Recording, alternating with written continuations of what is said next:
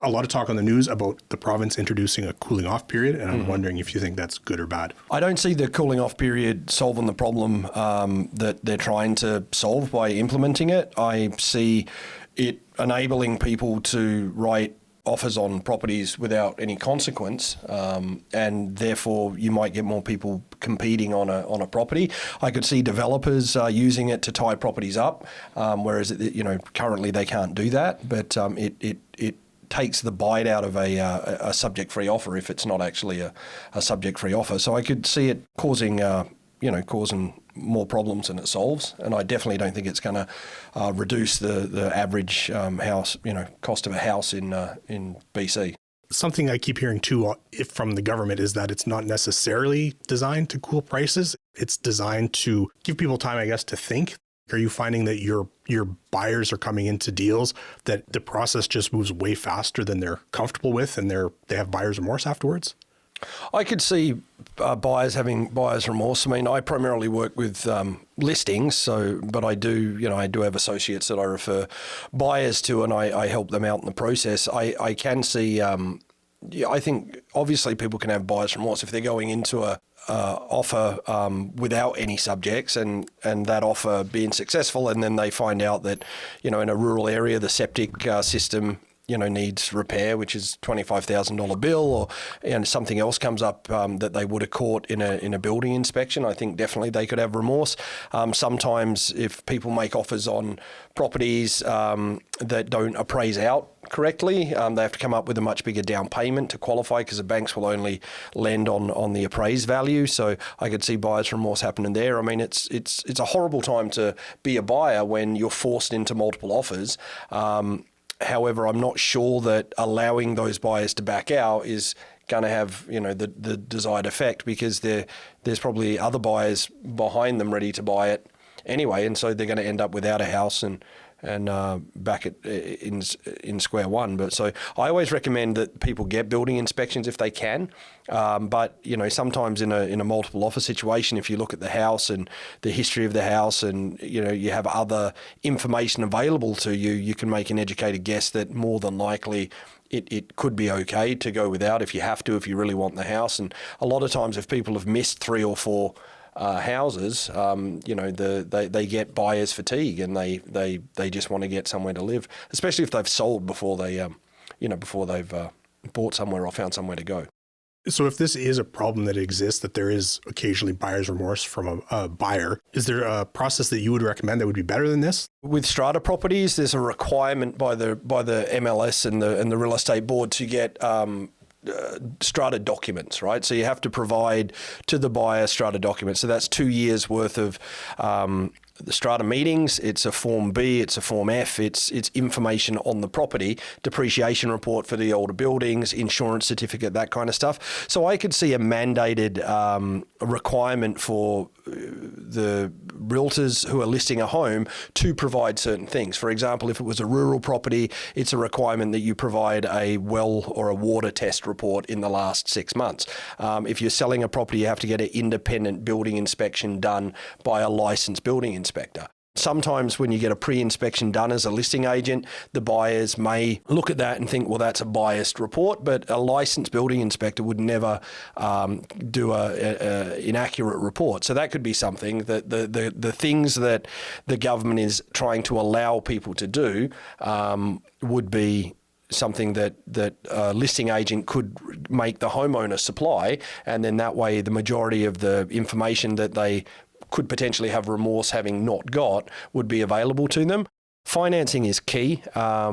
You could circumvent any potential problems with financing by having a local appraiser do an appraisal ahead of time as well. So they're really the key things that I see that a cooling off period kind of protects the buyer from doing, and that could be something that could be mandated the same way that they do with strata corporations, and I think that would be a more effective way. It would come out of the pocket of the either the listing agent or out of the pocket of the person selling the home. But that all being said, I mean the actions that have been taken, such as the interest rate hikes and talking about putting a moratorium on international buyers in BC for 2 years, that kind of stuff. is having a desired effect. The biggest thing that spiked our market here was in I think rural communities in general in BC and Canada and across North America and even in Europe from talking to family members that live abroad is COVID, and it was the desire for people to leave cities and move to rural communities because now they're never ever going to have to go back to work. But with COVID becoming more of an endemic, we're seeing less of a desire to do that, and rural community prices are balancing out quite substantially in a very short period of time. Everything I've heard about the cooling off period is the government is often referencing a similar product in Australia. In Australia, it's a 0.25% fee that you have to pay if you back out of a non-conditional deal, or provide prawns for the guy that is selling the house, his barbie, and a custom knife. That's what we do back there. And you can actually pay in dollary dues, which is the Australian currency for real estate. Anyway, I can give you more information on that if you can phone me directly. That's no problem. Who gets that penalty? Oh, in Australia? Yeah. Whoever wins the arm wrestle. Obviously. What kind of questions I was that? just curious who gets to. That's producer Val asking silly questions. No, so the seller would get that. Okay. Whoever's property you've tied up will get that. Should go to the real estate agent for all their work. No, it'll go to the seller. Now that people have moved away and had a couple of years to not live in the city, live a little bit more of a rural lifestyle, do you think we might see this go the other way now that there are people that have tried living in a smaller community for a year or 2 years and they've decided it's not for them and now they reverse course to a larger center? Or is this just the way that it is now? Yeah, definitely what I've seen is a lot of people have moved here. So like anecdotally to the Sunshine Coast, specifically to here, the ferries and people having to go back to work, that's the biggest factor where we're kind of seeing people decide there was a reason I lived in the city. What was I thinking moving to the Sunshine Coast? And now it's time to get back as quickly as possible. So you're seeing quite a bit of that happening. And that was, just I think, being able to go shopping after 7 p.m. at night kind of thing, be able to get some takeaway food at 11 o'clock at night, to be able to order a pizza at 10 kind of thing. Stuff that people take for granted in the city, you don't get in rural communities. Any rural community I find that has high-speed internet or access to high-speed internet has been an area that's really boomed as far as property values and stuff go. But now, exactly, we're seeing people decide that there is a reason that most people go to cities to live, especially when they work there, and being called back to work and corporations not giving up that high-priced real estate downtown. The writing's on the wall that people are not only having to go back now part-time, that's probably going to get more and more frequent.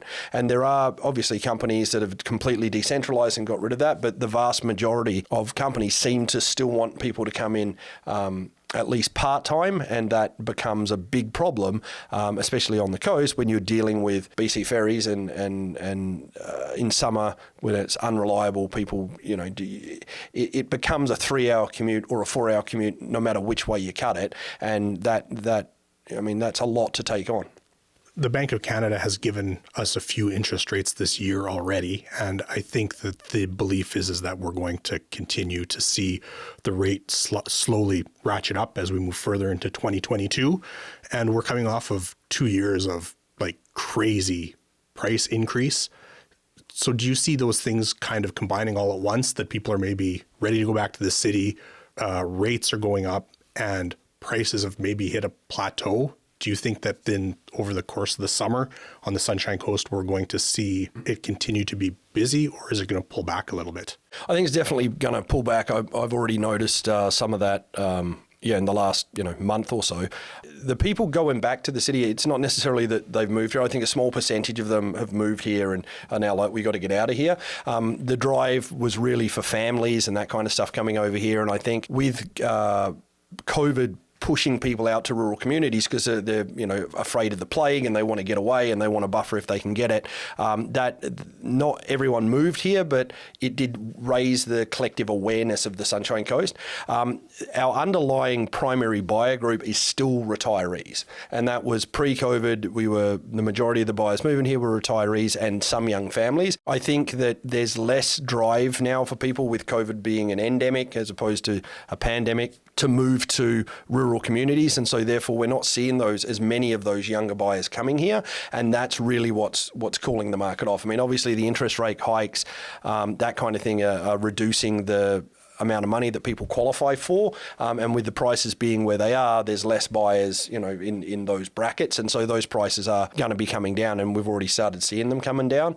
The canary in the coal mine for me are the condos and townhomes that aren't age specific or aren't designed for people that have large custom homes and now they want to age in place. The developments that are targeting them, I don't see them adjusting too much in price, but your bog standard townhome and condos that you get on the Sunshine Coast, so that people were coming here to buy a house, not being able to afford a house, and then going to buy those condos. They're the ones that immediately we're starting to see, not getting multiple offers anymore and balancing out as far as their pricing goes. In general, I think that, probably by fall, we're going to be in a much more of a balanced market over here, moving towards probably a buyer's market by the middle of next year. And that's kind of following that 7 to 10 year cycle. It's just that we really spiked with COVID and us kind of being in so close to Vancouver, having that infrastructure that people had to be able to work from home. Really, we saw a big surge in those people coming. And now it's going to go back to, more normal, I think. If locals on the Sunshine Coast then are thinking that they want to sell their home in June, what is your advice to them? They want to sell their home in June. So if they've got somewhere to go already, or if they're leaving the coast, or if it's an investment property, I'd get on it immediately, because I think it's going to be several years before we get back to where the prices are now, even though it's softened a little bit. If they're just looking to do a sell and buy somewhere else, or maybe move up, it doesn't really matter as long as you're not out of the market for too long. An argument could be said if you have the means to sell now and have a longer close and then look in fall to try to buy somewhere, that may be advantageous. But I mean, it's quite stressful selling your house, especially if you don't have anywhere to go. So you've got to kind of have some nerves of steel to be able to do that. And of course, back in January 2 years ago, pre-COVID, COVID hit, and I was sure that I was going to be driving Uber or doing something else, and then all of a sudden, this happened. So I mean, it's tough to make predictions, especially coming off the 2 years that we've had. But based on what the government's doing to kind of curb inflation and as a result, try to make housing more affordable, I think that all those things are going to hit at the same time, and you're going to see a much quicker transition between a seller's market and a buyer's market than you normally would. Is that something that's harder for sellers to accept than it is buyers? Buyers maybe feel like they've kind of had the screws put to them for a couple of years, so anything that hints that they get a lower price, they're all over. But how long psychologically does it take for a seller to accept that the price was X, but now external factors have changed that and it's X minus 5%? I think between 45 and 60 days. I guess it's also, it depends on what advice and that type of stuff that they're being given by the realtors or people that they're engaging.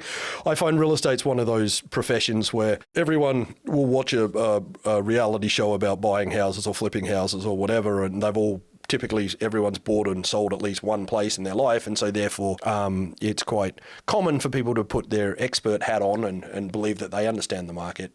So depending on the particular individual, they may never they may never accept that reality. What I've been saying to buyers that I work with is, like, even though you're buying kind of at the peak of the market now, as long as you're going to hold that property for 3 to 5 years, statistically you're probably going to come out okay. There are still properties that are commanding top dollar over here. I mean, that's obviously waterfront stuff with a really nice view, new builds, anything under kind of 5 years old and a detached home seems to get a lot of action on it. And then anything with secondary suites, or anything that is within a zoning area that allows short-term rental, or has a legal suite in it, or a suite that can be rented out that banks acknowledge as being revenue, so they qualify for more money. Those properties are still in quite high demand. Everything else has kind of softened off a little bit. What do you have coming up in June, Tony? Any new listings that you've got coming on the market? So I work with a few developments. So we have I have some new attached product coming on the market. So phase 2 of Eagleview will be coming on. There's a couple of other buildings in that area which I can't really give specifics about now, but also nice ocean view suites, condos that are between 1,300 and 1,700 square foot with, electric vehicle charges, that kind of stuff. So again, more product geared towards a retiree coming here. A lot of the retirees that come to the Sunshine Coast spend half their time in south of the border, whether it be Florida or Palm Springs or whatever. And so a lot of them are looking for those 3 to 4 months a year that's the Sunshine Coast is kind of beautiful. And I've got quite a bit of product coming up there. Some acreages coming on, and then just some, regular detached homes, that kind of thing. So I'm finding it like there is still much lower inventory than I normally carry. So I'll normally carry 40 to 50 listings, and now I'm carrying 15 to 20 listings, and that's just the amount of people that are looking to sell the home seems to have dropped, and a lot of people on the coast, if they sell here, where are they going to go? I mean, Powell River's an option, but that's a little bit too remote for some people, and where else is as beautiful as Gibson's or the Sunshine Coast in general. So I think that's one thing that COVID's done. It's made us really appreciate kind of where we live, If people want the latest market updates or they want to see Tony's latest listings, they can subscribe to his monthly newsletter at realestateupdate.ca or follow him on social, and we'll put those links in the description and the show notes. Thanks for watching, and if you haven't already, please consider subscribing. While you're here, maybe you want to check out one of my listings or watch my video about why you should choose me to sell your home.